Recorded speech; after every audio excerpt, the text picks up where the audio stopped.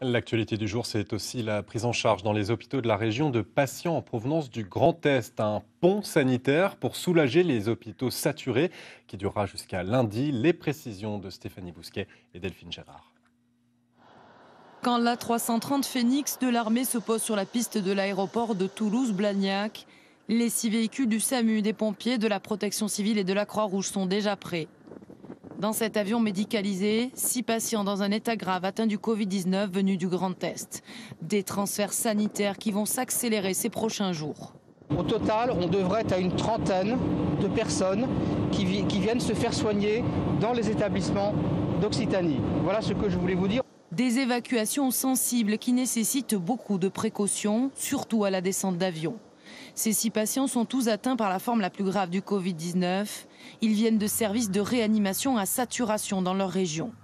Ils sont alors transportés sous escorte vers les différents établissements hospitaliers de notre région, tant publics que privés.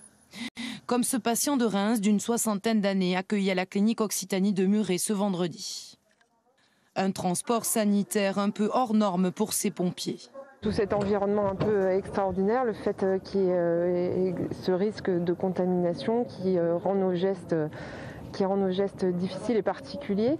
On est dans un environnement un peu anxiogène et sous pression. Intubé, ventilé, placé dans un coma artificiel, son accueil dans ce service de réanimation nécessite les plus grandes précautions. Ce sont des patients qui ont au moins une défaillance respiratoire, voire d'autres défaillances, par exemple l'hémodynamique, c'est-à-dire sur le plan de la tension. Ce sont des patients spécifiquement dans le cadre du Covid qui font facilement des phlébites ou des embolies pulmonaires.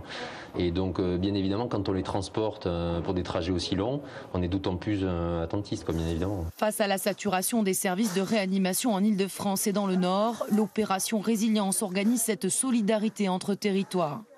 Les hôpitaux du Sud sont en effet moins touchés par l'épidémie et les cliniques privées ont encore aussi des capacités d'accueil. C'est le second aujourd'hui et donc nous avons initialement une capacité de réanimation de 10 lits qu'on a porté à 20 et qu'on pourra étendre donc si besoin jusqu'à 32. Donc nous avons encore de la place et sommes tout à fait disposés à aider, à assister donc les professionnels des régions touchées ou les patients pour les accueillir bien sûr. Une opération exceptionnelle de transfert de patients qui va encore se prolonger la semaine prochaine, tout comme l'envoi de renforts de médecins et d'infirmiers d'Occitanie vers l'Île-de-France.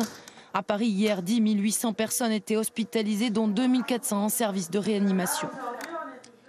Et si ces patients sont transférés ici, c'est que l'Occitanie